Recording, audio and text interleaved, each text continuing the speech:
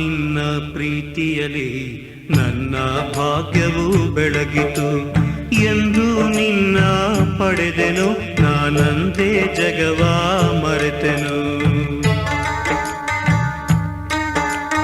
ಬಾಬಾ ನಿನ್ನ ಪ್ರೀತಿಯಲಿ ನನ್ನ ಭಾಗ್ಯವು ಬೆಳಗಿತು.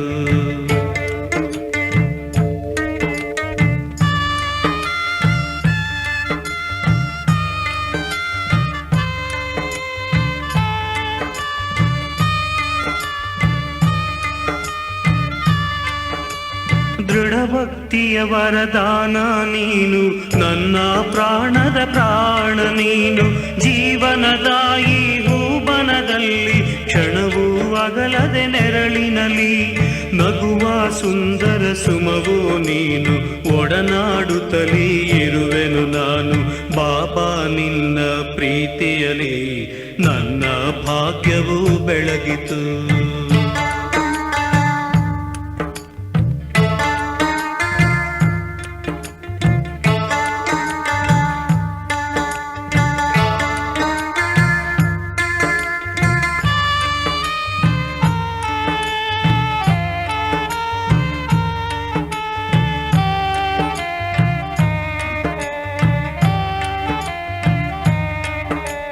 ಬಾಬಾ ನಿನ್ನ ದಿವ್ಯ ಪ್ರೀತಿಯ ಜಗದಲ್ಲಿ ನಾ ಕಾಣೆನು. ಜಗವನ್ನೆಲ್ಲ ಸುತ್ತಿ ಬಂದರು ನಿನ್ನ ಸಮಾನರ ಕಾಣೆನು. ನಿನ್ನಲ್ಲೇ ಸ್ವರ್ಗ ಸುಖವ ಪಡೆದೆನು, ಬೇರೆ ನನು ನಾ ಬಯಸೆನು. ಬಾಬಾ ನಿನ್ನ ಪ್ರೀತಿಯಲಿ ನನ್ನ ಭಾಗ್ಯವು ಬೆಳಗಿತು. ಎಂದು ನಿನ್ನ ಪಡೆದೆನು ನಾನಂತೆ ಜಗವ ಮರೆತೆನು. ಬಾಬಾ ನಿನ್ನ ಪ್ರೀತಿಯಲಿ ನನ್ನ ಭಾಗ್ಯವು ಬೆಳಗಿತು.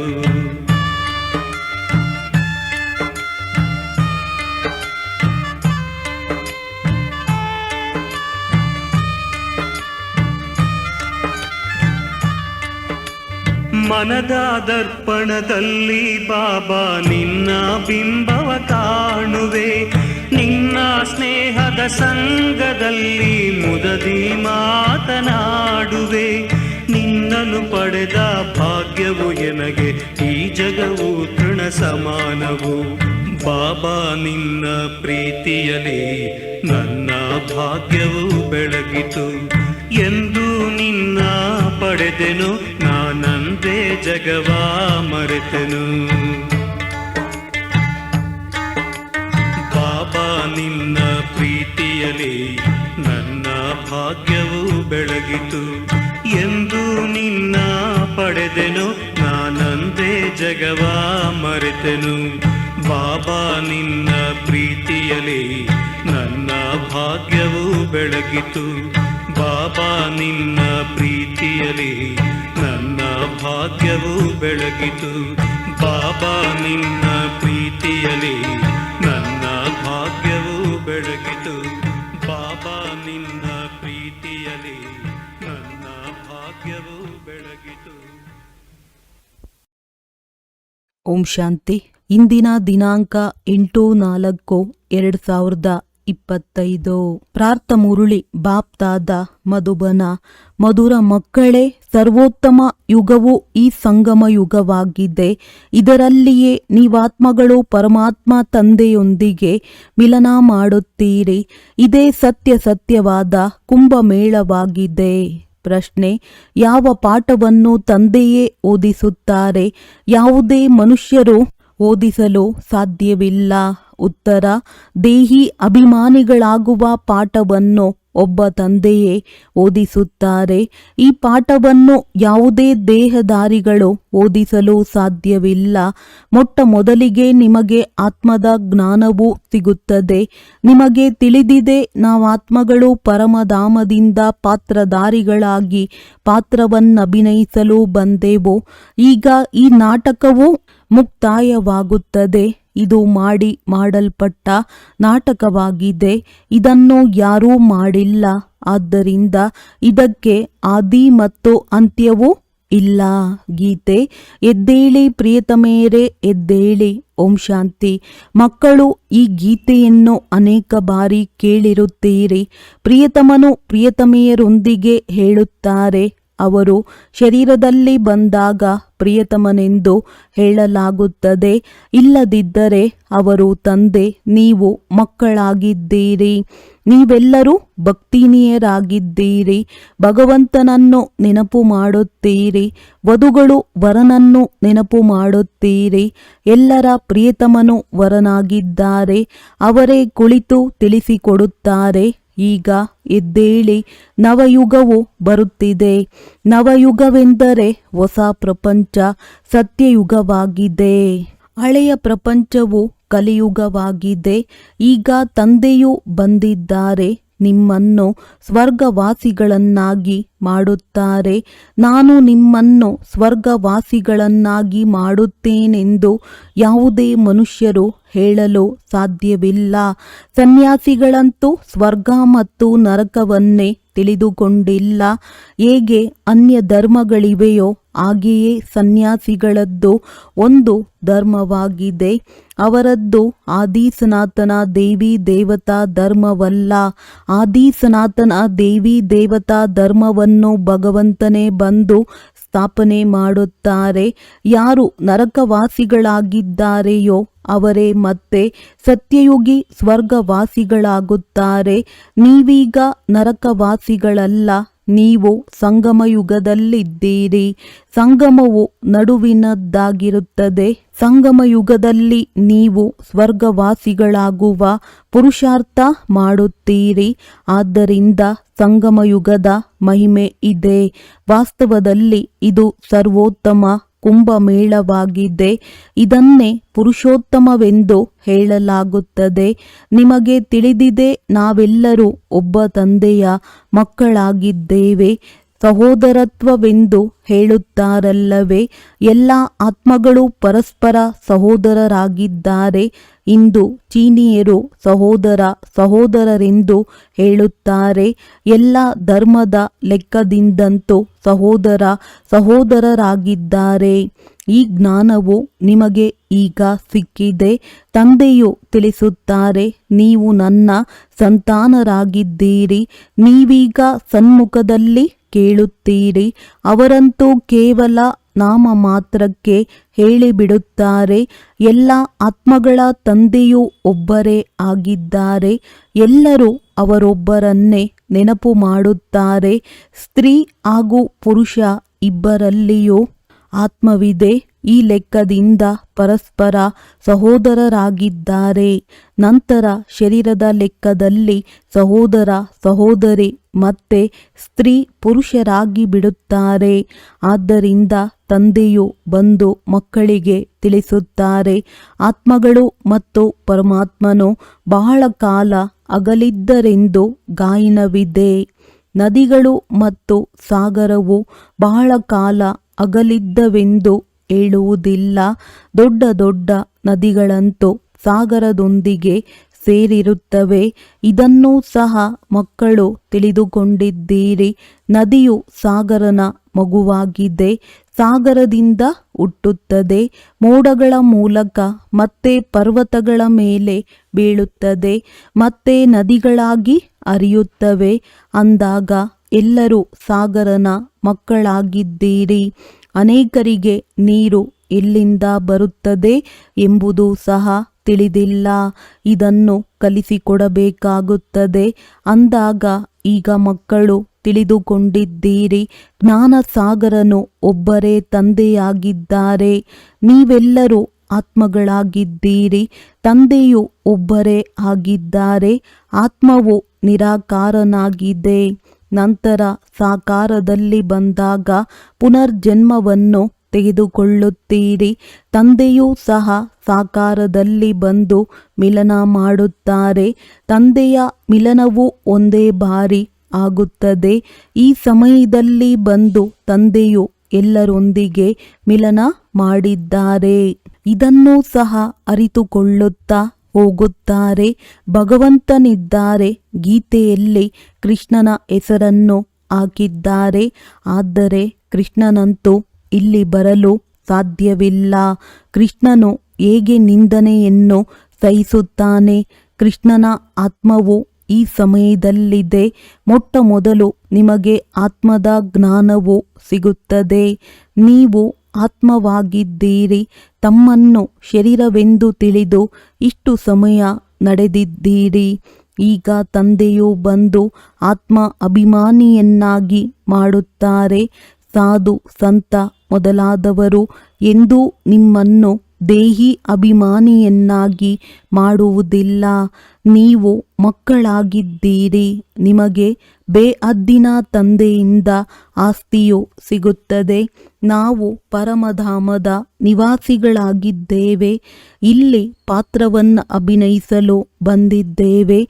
ಈಗ ಈ ನಾಟಕವು ಮುಕ್ತಾಯವಾಗುತ್ತದೆ ಎಂದು ನಿಮ್ಮ ಬುದ್ಧಿಯಲ್ಲಿದೆ. ಈ ನಾಟಕವನ್ನು ಯಾರೂ ಮಾಡಲಿಲ್ಲ. ಇದು ಮಾಡಲ್ಪಟ್ಟ ನಾಟಕವಾಗಿದೆ. ಈ ನಾಟಕವು ಯಾವಾಗಿನಿಂದ ಪ್ರಾರಂಭವಾಯಿತೆಂದು ಕೇಳುತ್ತಾರೆ. ಆಗ ತಿಳಿಸಿ, ಇದು ಅನಾದಿ ನಾಟಕವಾಗಿದೆ. ಇದರ ಆದಿ ಮತ್ತು ಅಂತ್ಯವಾಗುವುದಿಲ್ಲ. ಹಳೆಯದರಿಂದ ಹೊಸದು, ಹೊಸದರಿಂದ ಹಳೆಯದಾಗುತ್ತದೆ. ನೀವು ಮಕ್ಕಳಿಗೆ ಈ ಪಾಠವು ಪಕ್ಕಾ ಆಗಿದೆ. ಹೊಸ ಪ್ರಪಂಚವು ಯಾವಾಗ ಆಗುತ್ತದೆ ಮತ್ತು ಯಾವಾಗ ಹಳೆಯದಾಗುತ್ತದೆ ಎಂಬುದನ್ನು ನೀವು ತಿಳಿದುಕೊಂಡಿದ್ದೀರಿ. ಇದು ಸಹ ಕೆಲವರ ಬುದ್ಧಿಯಲ್ಲಿ ಪೂರ್ಣ ರೀತಿಯಲ್ಲಿರುತ್ತದೆ. ನೀವು ತಿಳಿದುಕೊಂಡಿದ್ದೀರಿ. ಈಗ ನಾಟಕವು ಮುಕ್ತಾಯವಾಗಿ ಮತ್ತೆ ಪುನರಾವರ್ತನೆಯಾಗುವುದು. ಅವಶ್ಯವಾಗಿ ನಮ್ಮ 84 ಜನ್ಮಗಳ ಪಾತ್ರವು ಮುಕ್ತಾಯವಾಯಿತು. ಈಗ ನಮ್ಮನ್ನು ಕರೆದುಕೊಂಡು ಹೋಗಲು ತಂದೆಯು ಬಂದಿದ್ದಾರೆ. ತಂದೆಯು ಮಾರ್ಗದರ್ಶಕನೂ ಆಗಿದ್ದಾರಲ್ಲವೇ? ಮಾರ್ಗದರ್ಶಕರು ಯಾತ್ರಿಕರನ್ನು ಕರೆದುಕೊಂಡು ಹೋಗುತ್ತಾರೆ. ಅವರು ಸ್ಥೂಲ ಮಾರ್ಗದರ್ಶಕರು. ನೀವು ಆತ್ಮಿಕ ಮಾರ್ಗದರ್ಶಕರಾಗಿದ್ದೀರಿ. ಆದ್ದರಿಂದ ಪಾಂಡವ ಸರ್ಕಾರವೆಂದು ನಿಮ್ಮ ಹೆಸರಿದೆ. ಆದರೆ ಗುಪ್ತವಾಗಿದ್ದೀರಿ. ಪಾಂಡವರು, ಕೌರವರು, ಯಾದವರು ಏನು ಮಾಡಿ ಹೋದರು? ಇದು ಈ ಸಮಯದ ಮಾತಾಗಿದೆ. ಈಗ ಮಹಾಭಾರತದ ಯುದ್ಧದ ಸಮಯವೂ ಆಗಿದೆ. ಅನೇಕ ಧರ್ಮಗಳಿವೆ. ಪ್ರಪಂಚವು ತಮೋಪ್ರಧಾನವಾಗಿದೆ. ವಿಭಿನ್ನ ಧರ್ಮಗಳ ವೃಕ್ಷವು ಹಳೆಯದಾಗಿ ಬಿಟ್ಟಿದೆ. ಈ ವೃಕ್ಷದ ಮೊಟ್ಟ ಮೊದಲ ಬುನಾದಿಯು ಆದಿ ಸನಾತನ ದೇವಿ ದೇವತಾ ಧರ್ಮವಾಗಿದೆ. ಸತ್ಯಯುಗದಲ್ಲಿ ಕೆಲವರೇ ಇರುತ್ತಾರೆ, ನಂತರ ವೃದ್ಧಿಯಾಗುತ್ತದೆ. ಇದು ಯಾರಿಗೂ ತಿಳಿದಿಲ್ಲ. ನಿಮ್ಮಲ್ಲಿಯೂ ನಂಬರ್ ವಾರ್ ಇದ್ದಾರೆ. ವಿದ್ಯಾರ್ಥಿಗಳಲ್ಲಿಯೂ ಕೆಲವರು ಬುದ್ಧಿವಂತರಿರುತ್ತಾರೆ, ಚೆನ್ನಾಗಿ ಧಾರಣೆ ಮಾಡುತ್ತಾರೆ ಮತ್ತು ಅನ್ಯರಿಗೂ ಮಾಡಿಸುವ ಉತ್ಸಾಹವಿರುತ್ತದೆ. ಕೆಲವರು ಚೆನ್ನಾಗಿ ಧಾರಣೆ ಮಾಡುತ್ತಾರೆ, ಇನ್ನು ಕೆಲವರು ಮಧ್ಯಮ, ಇನ್ನು ಕೆಲವರು ತೃತೀಯ ದರ್ಜೆಯಲ್ಲಿರುತ್ತಾರೆ. ಪ್ರದರ್ಶನಿಯಲ್ಲಂತೂ ಆಧುನಿಕ ರೀತಿಯಲ್ಲಿ ತಿಳಿಸುವವರು ಬೇಕು. ಮೊಟ್ಟ ಮೊದಲಿಗೆ ತಿಳಿಸಿಕೊಡಿ. ಇಬ್ಬರು ತಂದೆಯರಿದ್ದಾರೆ. ಒಬ್ಬರು ಬೇಅದ್ದಿನ ಪಾರಲೌಕಿಕ ತಂದೆ ಮತ್ತು ಇನ್ನೊಬ್ಬರು ಅದ್ದಿನ ಲೌಕಿಕ ತಂದೆಯಾಗಿದ್ದಾರೆ. ಭಾರತಕ್ಕೆ ಬೇಅದ್ದಿನ ಆಸ್ತಿಯೂ ಸಿಕ್ಕಿತು. ಭಾರತವು ಸ್ವರ್ಗವಾಗಿತ್ತು. ಅದು ಈಗ ನರಕವಾಗಿದೆ. ಇದಕ್ಕೆ ಆಸುರಿ ರಾಜ್ಯವೆಂದು ಹೇಳಲಾಗುತ್ತದೆ. ಭಕ್ತಿಯೂ ಸಹ ಮೊಟ್ಟ ಮೊದಲಿಗೆ ಅವ್ಯಭಿಚಾರಿಯಾಗಿರುತ್ತದೆ. ಒಬ್ಬ ಶಿವತಂದೆಯನ್ನೇ ನೆನಪು ಮಾಡುತ್ತಾರೆ. ತಂದೆಯು ತಿಳಿಸುತ್ತಾರೆ, ಮಕ್ಕಳೇ, ಪುರುಷೋತ್ತಮರಾಗಬೇಕೆಂದರೆ ಕನಿಷ್ಠರನ್ನಾಗಿ ಮಾಡುವ ಮಾತುಗಳನ್ನು ಕೇಳಬೇಡಿ. ಒಬ್ಬ ತಂದೆಯಿಂದಲೇ ಕೇಳಿ. ಅವ್ಯಭಿಚಾರಿ ಜ್ಞಾನವನ್ನು ಕೇಳಿ. ಅನ್ಯರಿಂದ ಏನನ್ನೂ ಕೇಳುವಿರೋ ಅದು ಅಸತ್ಯವಾಗಿದೆ. ತಂದೆಯು ಈಗ ನಿಮಗೆ ಸತ್ಯವನ್ನು ತಿಳಿಸಿ ಪುರುಷೋತ್ತಮರನ್ನಾಗಿ ಮಾಡುತ್ತಾರೆ. ನೀವು ಕೆಟ್ಟ ಮಾತುಗಳನ್ನು ಕೇಳುತ್ತಾ ಕೇಳುತ್ತಾ ಕನಿಷ್ಠರಾಗಿ ಬಿಟ್ಟಿದ್ದೀರಿ. ಬ್ರಹ್ಮನ ದಿನವು ಪ್ರಕಾಶವಾಗಿದೆ. ಬ್ರಹ್ಮನ ರಾತ್ರಿಯು ಅಂಧಕಾರವಾಗಿದೆ. ಇವೆಲ್ಲ ಮಾತುಗಳನ್ನು ಧಾರಣೆ ಮಾಡಬೇಕಾಗಿದೆ. ಪ್ರತಿಯೊಂದು ಮಾತಿನಲ್ಲಿ ನಂಬರ್ ವಾರ್ ಇದ್ದೇ ಇರುತ್ತಾರೆ. ವೈದ್ಯರಲ್ಲಿ ಕೆಲವರು ಒಂದು ಆಪರೇಷನಿಗೆ 10-20 ಸಾವಿರ ರೂಪಾಯಿಗಳನ್ನು ತೆಗೆದುಕೊಳ್ಳುತ್ತಾರೆ. ಇನ್ನು ಕೆಲವರಿಗೆ ತಿನ್ನುವುದಕ್ಕೂ ಇರುವುದಿಲ್ಲ. ವಕೀಲರಲ್ಲಿಯೂ ಇದೇ ರೀತಿಯಲ್ಲಿರುತ್ತಾರೆ. ನೀವು ಸಹ ಎಷ್ಟು ಓದುತ್ತೀರಿ ಮತ್ತು ಓದಿಸುತ್ತೀರೋ ಅಷ್ಟು ಶ್ರೇಷ್ಠ ಪದವಿಯನ್ನು ಪಡೆಯುತ್ತೀರಿ. ಅಂತರವಂತೂ ಇದೆಯಲ್ಲವೇ. ದಾಸದಾಸಿಯರಲ್ಲಿಯೂ ನಂಬರ್ ವಾರ್ ಇರುತ್ತಾರೆ. ಎಲ್ಲವೂ ವಿದ್ಯೆಯ ಮೇಲೆ ಆಧಾರಿತವಾಗಿದೆ. ತಮ್ಮೊಂದಿಗೆ ಕೇಳಿಕೊಳ್ಳಬೇಕು, ನಾವೆಷ್ಟು ಓದುತ್ತೇವೆ, ಭವಿಷ್ಯದಲ್ಲಿ ಜನ್ಮ ಜನ್ಮಾಂತರ ಏನು ಪದವಿಯನ್ನು ಪಡೆಯುತ್ತೇವೆ, ಯಾರು ಜನ್ಮ ಜನ್ಮಾಂತರ ಏನಾಗುವರೋ ಕಲ್ಪಾಂತರವೂ ಅದೇ ಆಗುತ್ತಾರೆ. ಆದ್ದರಿಂದ ವಿದ್ಯೆಯ ಮೇಲೆ ಪೂರ್ಣ ಗಮನವನ್ನಿಡಬೇಕು. ವಿಷ ಕುಡಿಯುವುದನ್ನು ಒಮ್ಮೆಲೆ ಬಿಟ್ಟು ಬಿಡಬೇಕಾಗಿದೆ. ಕೊಳಕಾದ ವಸ್ತ್ರಗಳನ್ನು ಒಗೆದರು ಎಂದು ಸತ್ಯಯುಗದಲ್ಲಿ ಹೇಳುವುದಿಲ್ಲ. ಈ ಸಮಯದಲ್ಲಿ ಎಲ್ಲರ ವಸ್ತ್ರಗಳು ಹರಿದು ಹೋಗಿದೆ. ತಮೋ ಪ್ರಧಾನರಾಗಿದ್ದಾರಲ್ಲವೇ. ಇದು ಸಹ ತಿಳಿಸಿಕೊಡುವ ಮಾತುಗಳಾಗಿವೆ. ಎಲ್ಲರಿಗಿಂತ ಹಳೆಯ ವಸ್ತ್ರವು ಯಾರದ್ದಾಗಿದೆ? ನಮ್ಮದ್ದು. ನಾವು ಈ ಶರೀರವನ್ನು ಬದಲಾಯಿಸುತ್ತಾ ಇರುತ್ತೇವೆ. ಆತ್ಮವು ಪತಿತವಾಗುತ್ತಾ ಹೋಗುತ್ತದೆ. ಶರೀರವು ಹಳೆಯ ಮತ್ತು ಪತಿತವಾಗುತ್ತಾ ಹೋಗುತ್ತದೆ. ಶರೀರವನ್ನು ಬದಲಾಯಿಸಲಾಗುತ್ತದೆ, ಆತ್ಮವಂತೂ ಬದಲಾಗುವುದಿಲ್ಲ. ಶರೀರವು ವೃದ್ಧ ಅವಸ್ಥೆಗೆ ಬಂದಿತೆಂದರೆ ಮೃತ್ಯುವಾಗುತ್ತದೆ. ಇದು ಸಹ ನಾಟಕದಲ್ಲಿ ಮಾಡಲ್ಪಟ್ಟಿದೆ. ಎಲ್ಲರದ್ದು ಪಾತ್ರವಿದೆ. ಆತ್ಮವು ಅವಿನಾಶಿಯಾಗಿದೆ. ನಾನು ಶರೀರವನ್ನು ಬಿಡುತ್ತೇನೆಂದು ಆತ್ಮವು ಹೇಳುತ್ತದೆ. ಈಗ ದೇಹಿ ಅಭಿಮಾನಿಗಳಾಗಬೇಕಾಗಿದೆ. ಮನುಷ್ಯರೆಲ್ಲರೂ ದೇಹಾಭಿಮಾನಿಗಳಾಗಿದ್ದಾರೆ. ಅರ್ಧಕಲ್ಪ ದೇಹಾಭಿಮಾನಿಗಳು, ಅರ್ಧಕಲ್ಪ ದೇಹಿ ಅಭಿಮಾನಿಗಳಾಗಿರುತ್ತಾರೆ. ದೇಹಿ ಅಭಿಮಾನಿಗಳಾಗಿರುವ ಕಾರಣವೇ ಸತ್ಯಯುಗಿ ದೇವತೆಗಳಿಗೆ ಮೋಹಜೀತರೆಂಬ ಬಿರುದು ಸಿಕ್ಕಿದೆ. ಏಕೆಂದರೆ ಅಲ್ಲಿ ನಾವಾತ್ಮಗಳಾಗಿದ್ದೇವೆ. ಈಗ ಈ ಶರೀರವನ್ನು ಬಿಟ್ಟು ಇನ್ನೊಂದನ್ನು ತೆಗೆದುಕೊಳ್ಳಬೇಕೆಂದು ತಿಳಿಯುತ್ತಾರೆ. ಮೋಹಜೀತರಾಜನ ಕಥೆಯೂ ಇದೆಯಲ್ಲವೇ. ತಂದೆಯು ತಿಳಿಸುತ್ತಾರೆ, ದೇವಿ ದೇವತೆಗಳು ಮೋಹಜೀತರಾಗಿರುತ್ತಾರೆ. ಖುಷಿಯಿಂದ ಒಂದು ಶರೀರವನ್ನು ಬಿಟ್ಟು ಇನ್ನೊಂದನ್ನು ತೆಗೆದುಕೊಳ್ಳಬೇಕಾಗಿದೆ. ಮಕ್ಕಳಿಗೆ ಸಂಪೂರ್ಣ ಜ್ಞಾನವು ತಂದೆಯಿಂದ ಸಿಗುತ್ತಿದೆ. ನೀವೇ ಚಕ್ರವನ್ನು ಸುತ್ತಿ ಈಗ ಪುನಃ ಬಂದು ಮಿಲನ ಮಾಡಿದ್ದೀರಿ. ಯಾರು ಅನ್ಯ ಧರ್ಮಗಳಲ್ಲಿ ಮತಾಂತರಗೊಂಡಿದ್ದಾರೆಯೋ ಅವರು ಸಹ ಬಂದು ಸೇರುತ್ತಾರೆ. ತಮ್ಮ ಅಲ್ಪ ಸ್ವಲ್ಪ ಆಸ್ತಿಯನ್ನು ಪಡೆಯುತ್ತಾರೆ. ಅವರ ಧರ್ಮವೇ ಬದಲಾಯಿತಲ್ಲವೇ. ಎಷ್ಟು ಸಮಯದಿಂದ ಆ ಧರ್ಮದಲ್ಲಿದ್ದಾರೆಯೋ ಗೊತ್ತಿಲ್ಲ. 2-3 ಜನ್ಮಗಳನ್ನು ತೆಗೆದುಕೊಳ್ಳಬಹುದು. ಯಾರನ್ನಾದರೂ ಹಿಂದೂಗಳಿಂದ ಮುಸಲ್ಮಾನರನ್ನಾಗಿ ಮಾಡಿದರೆ ಅವರು ಆ ಧರ್ಮದಲ್ಲಿದ್ದು ಪುನಃ ಇಲ್ಲಿಗೆ ಬರುತ್ತಾರೆ. ಇವು ಸಹ ವಿಸ್ತಾರವಾದ ಮಾತುಗಳಾಗಿವೆ. ತಂದೆಯು ತಿಳಿಸುತ್ತಾರೆ, ಇಷ್ಟೊಂದು ಮಾತುಗಳನ್ನು ನೆನಪಿಟ್ಟುಕೊಳ್ಳದಿದ್ದರೆ ತಮ್ಮನ್ನು ತಂದೆಯ ಮಗುವೆಂದಾದರೂ ತಿಳಿದುಕೊಳ್ಳಿ. ಒಳ್ಳೊಳ್ಳೆಯ ಮಕ್ಕಳು ಸಹ ಮರೆತು ಹೋಗುತ್ತಾರೆ. ತಂದೆಯನ್ನು ನೆನಪು ಮಾಡುವುದೇ ಇಲ್ಲ. ಇದರಲ್ಲಿ ಮಾಯೆಯು ಮರೆಸುತ್ತದೆ. ನೀವು ಸಹ ಮೊದಲು ಮಾಯೆಗೆ ಶಿಷ್ಯರಾಗಿದ್ದರಲ್ಲವೇ. ಅಧೀನ. ಈಗ ಈಶ್ವರನ ಶಿಷ್ಯರಾಗುತ್ತೀರಿ. ಅದು ನಾಟಕದಲ್ಲಿ ಪಾತ್ರವಿದೆ. ತಮ್ಮನ್ನು ಆತ್ಮವೆಂದು ತಿಳಿದು ತಂದೆಯನ್ನು ನೆನಪು ಮಾಡಬೇಕಾಗಿದೆ. ನೀವಾತ್ಮಗಳು ಮೊಟ್ಟ ಮೊದಲಿಗೆ ಶರೀರದಲ್ಲಿ ಬಂದಾಗ ಪವಿತ್ರರಾಗಿದ್ದೀರಿ. ಮತ್ತೆ ಪುನರ್ಜನ್ಮವನ್ನು ತೆಗೆದುಕೊಳ್ಳುತ್ತಾ ಪತಿತರಾಗಿದ್ದೀರಿ.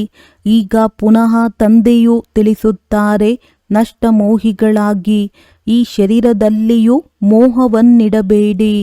ಈಗ ನೀವು ಮಕ್ಕಳಿಗೆ ಈ ಹಳೆಯ ಪ್ರಪಂಚದಿಂದ ಬೇಹದ್ದಿನ ವೈರಾಗ್ಯವು ಬರುತ್ತದೆ.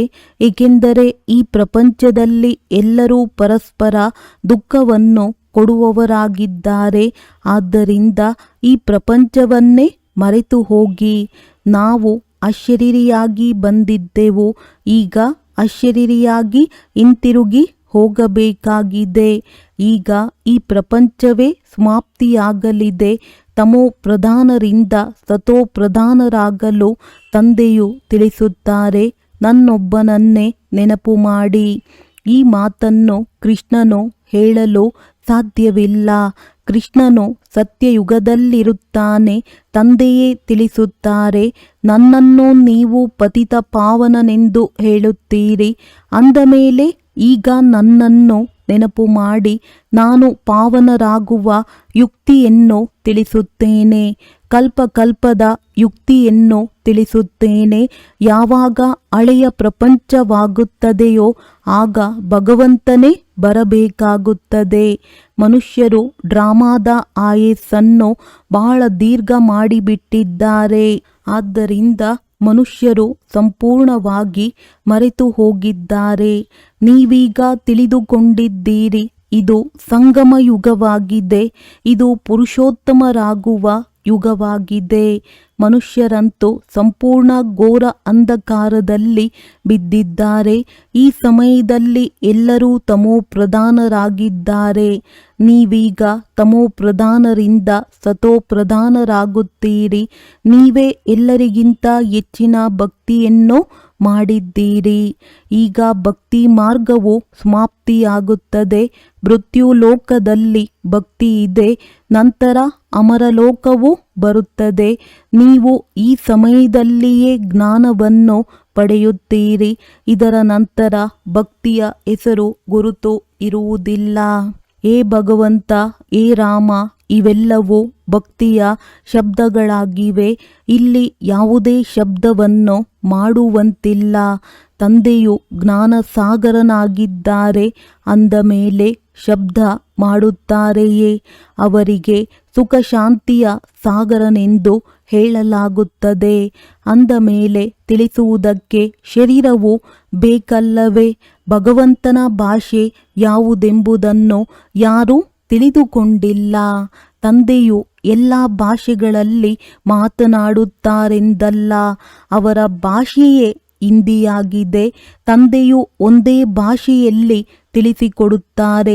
ನಂತರ ನೀವು ಅದನ್ನು ಅನುವಾದ ಮಾಡಿ ತಿಳಿಸಿಕೊಡುತ್ತೀರಿ. ವಿದೇಶಿ ಮೊದಲಾದವರು ಯಾರೇ ಭೇಟಿಯಾದರೂ ಅವರಿಗೆ ತಂದೆಯ ಪರಿಚಯವನ್ನು ಕೊಡಬೇಕಾಗಿದೆ. ತಂದೆಯು ಆದಿ ಸನಾತನ ದೇವಿ ದೇವತಾ ಧರ್ಮದ ಸ್ಥಾಪನೆ ಮಾಡುತ್ತಿದ್ದಾರೆ. ತ್ರಿಮೂರ್ತಿ ಚಿತ್ರದ ಕುರಿತು ತಿಳಿಸಬೇಕು. ಪ್ರಜಾಪಿತ ಬ್ರಹ್ಮನಿಗೆ ಎಷ್ಟೊಂದು ಬ್ರಹ್ಮ ಕುಮಾರ ಕುಮಾರಿಯರಿದ್ದೀರಿ. ಯಾರೇ ಬಂದರೂ ಮೊದಲು ಅವರನ್ನು ಕೇಳಿ, ಯಾರ ಬಳಿ ಬಂದಿದ್ದೀರಿ? ಬೋರ್ಡ್ ಅಂತೂ ಹಾಕಲಾಗಿದೆ. ಪ್ರಜಾಪಿತನೆಂದರೆ ಅವರು ರಚಿಸುವವರಾದರು. ಆದರೆ ಅವರಿಗೆ ಭಗವಂತನೆಂದು ಹೇಳಲು ಸಾಧ್ಯವಿಲ್ಲ. ನಿರಾಕಾರನಿಗೆ ಭಗವಂತನೆಂದು ಕರೆಯಲಾಗುವುದು. ಇವರು ಬ್ರಹ್ಮ ಕುಮಾರ ಕುಮಾರಿಯರು, ಬ್ರಹ್ಮನ ಸಂತಾನರಾಗಿದ್ದಾರೆ. ತಾವಿಲ್ಲಿ ಏತಕ್ಕಾಗಿ ಬಂದಿದ್ದೀರಿ? ನಮ್ಮ ತಂದೆಯೊಂದಿಗೆ ನಿಮಗೆ ಕೆಲಸವೇನಿದೆ? ತಂದೆಯೊಂದಿಗೆ ಮಕ್ಕಳಿಗೆ ಕೆಲಸವಿರುತ್ತದೆ ಎಲ್ಲವೇ? ನಾವು ತಂದೆಯನ್ನು ಬಹಳ ಚೆನ್ನಾಗಿ ಅರಿತುಕೊಂಡಿದ್ದೇವೆ.